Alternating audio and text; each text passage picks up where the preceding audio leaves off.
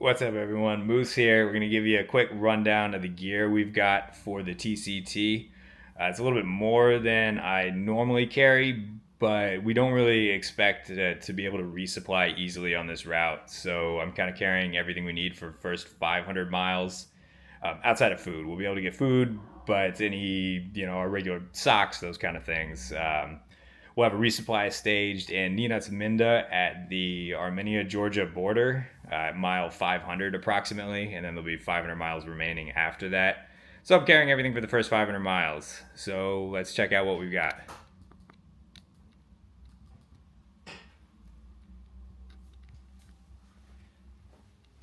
Okay, we got a Feathered Friends hot sack, 20-degree hot sack. I've used it for a few thousand miles now. Been really happy with that bag. I'm a cold sleeper. It's not like a quilt. It's a sleeping bag essentially without a zipper. So you just kind of wiggle into it. Got Patagonia half zip down jacket, no hood, no pockets, pretty minimal, but I think it's about sub 8 ounces. Pair of gloves with wind shells. It's going to be windy and cold in the high altitude meadows in Armenia. Senshi Alpha Direct hoodie, super warm, love it. You look like a Muppet. Patagonia running shorts, Cotopaxi sun hoodie. That's my primary clothes. We got a little merino beanie. Super light short sleeve shirt so I can do laundry and not be naked. Pair of Enlightened Equipment's Copperfield wind pants. I think they're 2.5 ounces. I'll probably mostly use them for laundry too. I'm kind of a shorts hiker. I rarely wear them hiking. Tiny buff, calf sleeves for bushwhacking and compression. I've got a Frog Togs rain shell, and I've got a homemade trash bag rain skirt.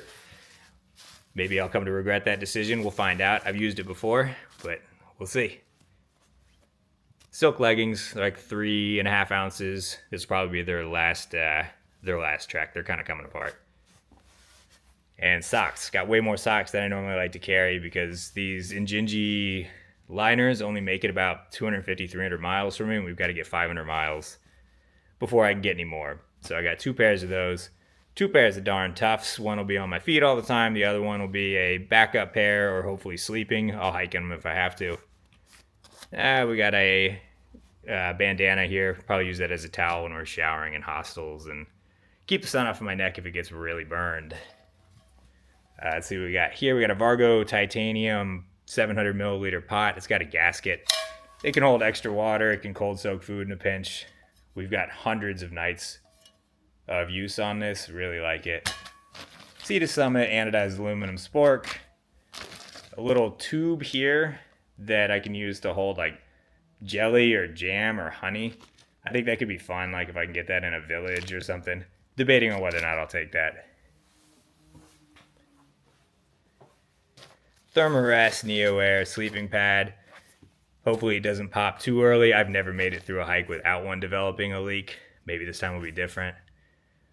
Sunscreen, medical ditty bag, a lot of stomach meds, bug net, toothbrush, toothpaste, that kind of stuff. Electronics, we got a battery pack, headlamp.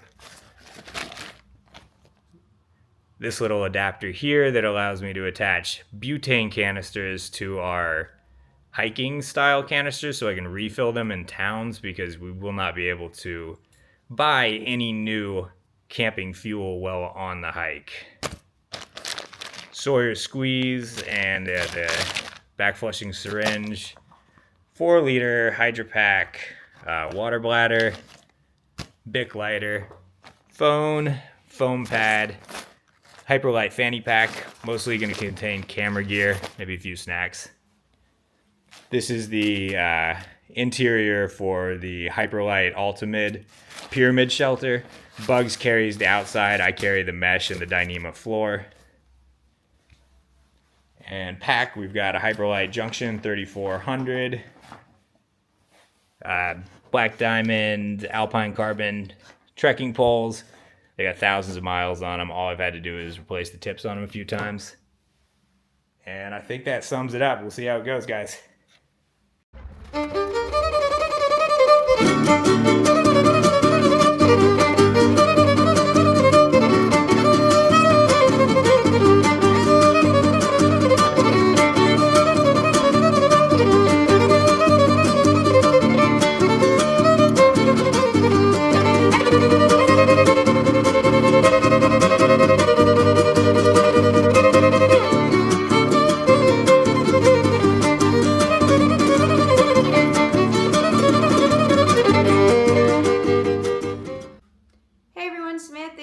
aka Bugs, and I'm just going through my gear that I'm taking on the Transcaucasian Trail.